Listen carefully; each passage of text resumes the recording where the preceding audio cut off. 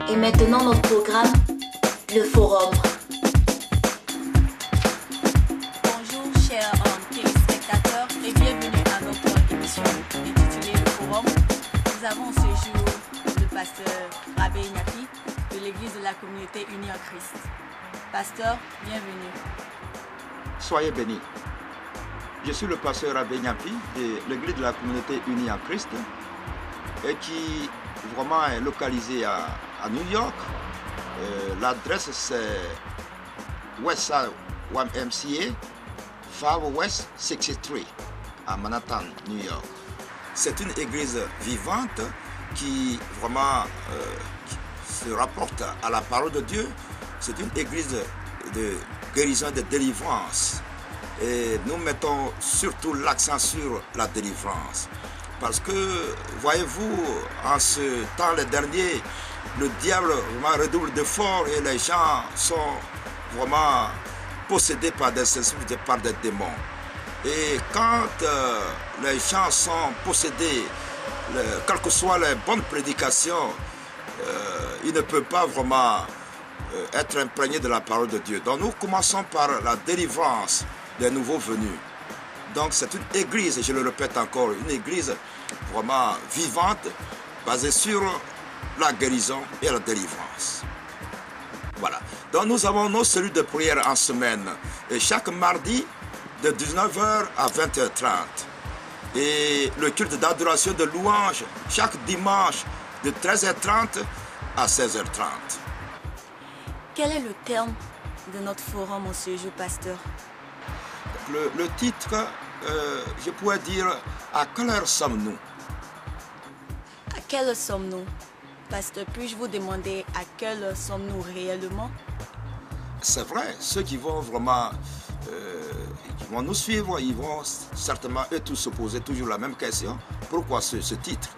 C'est-à-dire que nous vivons les derniers temps et tout ce qui se passe autour de nous, chacun de nous suit la télévision, lit les journaux, toute l'actualité mondiale n'est que l'accomplissement des prophéties bibliques. Et en cela, un chrétien digne de ce nom doit vraiment se poser la question, à savoir, à quelle heure sommes-nous? Parce que Jésus lui-même, ses disciples ont posé la question, quand est-ce qu'il reviendra sur terre? Et il leur a donné des signes annonciateurs. Donc c'est pourquoi j'ai donné ce titre-là, à quelle heure sommes-nous?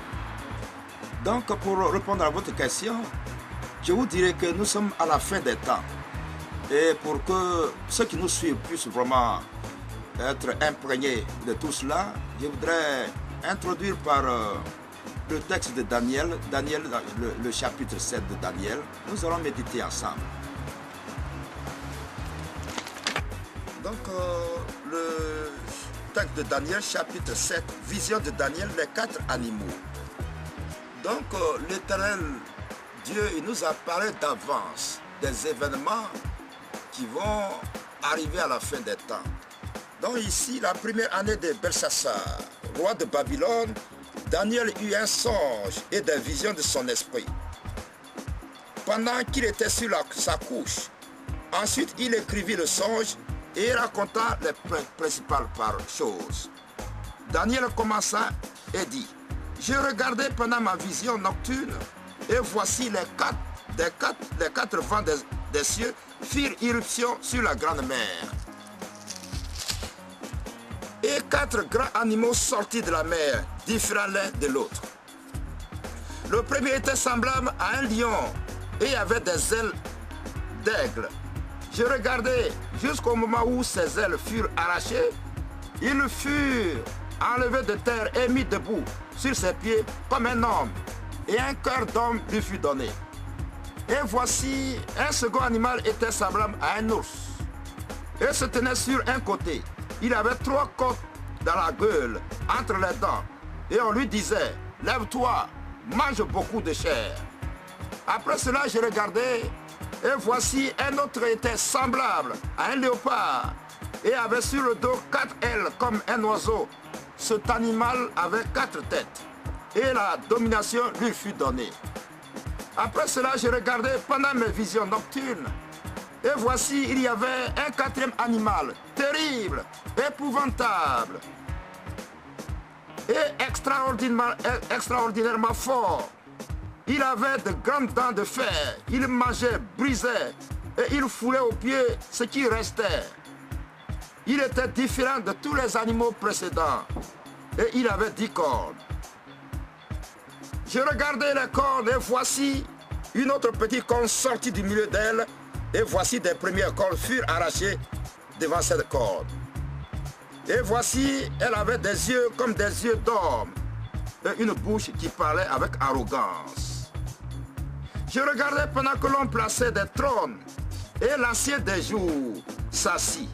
Son vêtement était blanc comme la neige et les cheveux de sa tête étaient comme de la laine pure. Son trône était comme les flammes de feu et les roues comme un feu ardent. Un fleuve de feu coulait et sortait de devant lui. 1000 milliers le servaient et 10 000 millions se tenaient en sa présence. Les juges s'assirent et les livres furent ouverts. Je regardais alors à cause des paroles arrogantes que prononçait la corne. Et tandis que je regardais, l'animal fut tué et son corps fut anéanti, livré au feu pour être brûlé. Les autres animaux furent dépouillés de leur puissance, mais une prolongation de vie leur fut accordée jusqu'à un certain temps. Je regardais pendant mes visions nocturnes et voici, sur les nuées des cieux arriva quelqu'un de semblable à un fils de l'homme. Il s'avança vers l'ancien des jours et on le fit approcher de lui. On lui donna la domination, la gloire et le règne. Et tous les peuples, les nations et les hommes de toute langue le servirent. Sa domination est une domination éternelle qui ne passera point. Et son règne ne sera jamais détruit. Moi, Daniel, j'eus l'esprit troublé au-dedans de moi. Et les visions de ma tête m'effrayèrent. Je m'approchai de l'un de ceux qui étaient là. Et je lui demandai ce qu'il y avait de vrai dans toutes ces choses. Il me le dit et m'en donna l'explication. Ces 4 animaux, ce sont 4 rois qui se lèveront de la terre. Mais les saints du Très-Haut recevront le royaume et ils posséderont le royaume éternellement, d'éternité en éternité. Ensuite, j'ai désiré savoir la vérité sur le 4e animal, qui était différent de tous les autres, extrêmement terrible, qui avait des dents de fer et des ongles d'airain, qui mangeait, brisait et foulait aux pieds ce qui restait. Et sur les 10 cornes qu'il avait à la tête, et sur l'autre qui était sorti, et devant laquelle 3 étaient tombés, sur cette corne qui avait des yeux, une bouche parlant avec arrogance et une plus grande apparence que les autres. Je vis cette corne faire la guerre aux saints et l'emporter sur eux, jusqu'au moment où l'ancien des jours vint donner droit aux saints du Très-Haut. Et le temps arriva où les saints furent en possession du royaume. Il me parla ainsi. Le 4e animal, c'est un 4e royaume qui existera sur la terre, différent de tous les autres, et qui dévorera toute la terre, la foulera et la brisera. Les 10 cornes, ce sont 10 rois qui seront de ce royaume. Un autre sera après eux, il sera différent des premiers, et il abaissera 3 rois. Il prononcera des paroles contre le Très-Haut, il opprimera les saints du Très-Haut, et il espérera changer les temps et la loi. Et les saints seront livrés entre ses mains pendant un temps, des temps et la moitié d'un temps. Puis viendra le jugement, et on lui ôtera sa domination, qui sera détruite et anéantie pour jamais. Le règne, la domination et la grandeur de tous les royaumes qui sont sous les cieux seront donnés au peuple des saints du Très-Haut. Son règne est un règne éternel, et tous les dominateurs le serviront et lui obéiront. Ici finirent les paroles. Moi, Daniel, je fus extrêmement troublé par mes pensées.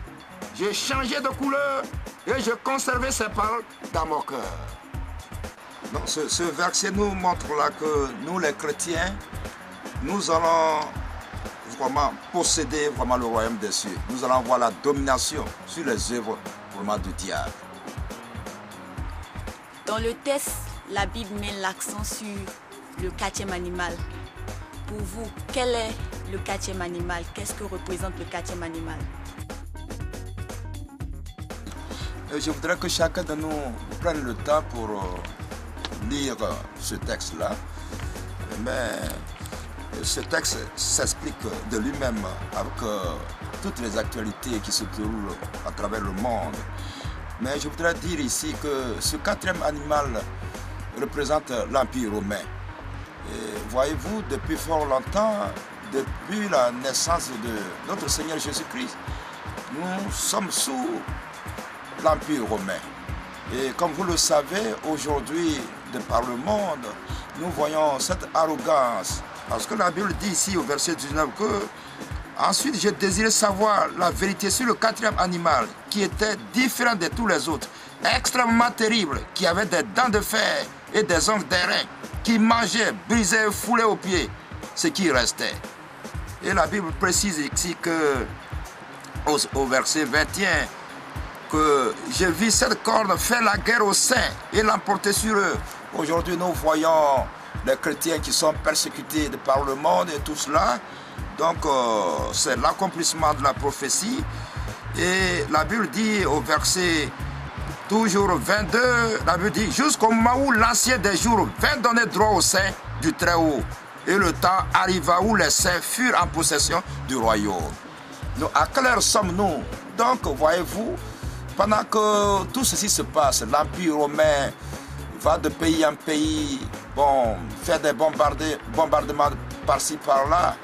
Mais la Bible dit que l'ancien des jours, le saint des, c'est-à-dire Jésus, viendra. La Bible dit ici que ce 4e animal prononcera des paroles contre le Très-Haut. Il opprimera les saints du Très-Haut. Voyez-vous, la Bible dit également dans Apocalypse que l'Antichrist viendra. Tout ce que nous voyons ici-bas, l'Antichrist déjà, il s'est déjà mis en place et tout cela. Donc, chacun de nous doit vraiment voir en cela l'accomplissement des prophéties. À travers tout ce que vous venez de nous dire, quel conseil pouvez-vous donner à tous nos téléspectateurs qui nous suivent en ce moment? Voilà, merci. Le conseil que je voudrais donner ici, c'est que la Bible nous dit de travailler à notre salut avec crainte et tremblement. Donc, le salut est individuel. Donc, chacun de nous doit tout mettre en œuvre afin d'avoir la vie éternelle. Parce que, je le répète encore, tout ce que nous voyons à travers les actualités, Jésus est proche, il est à la porte.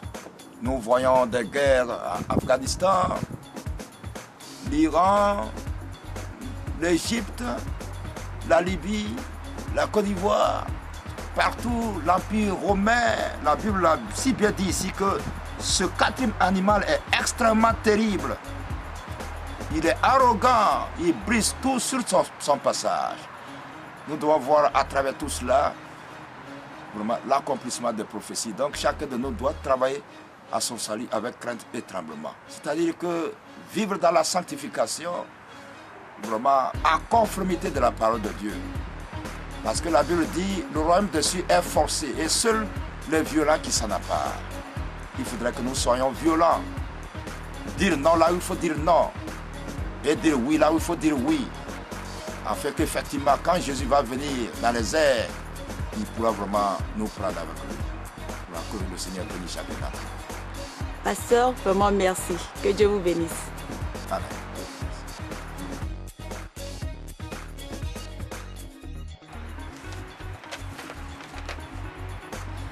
Si vous avez des questions, des suggestions, vous pouvez nous contacter au P.O. Box 2002 Waterbury, Connecticut 06722.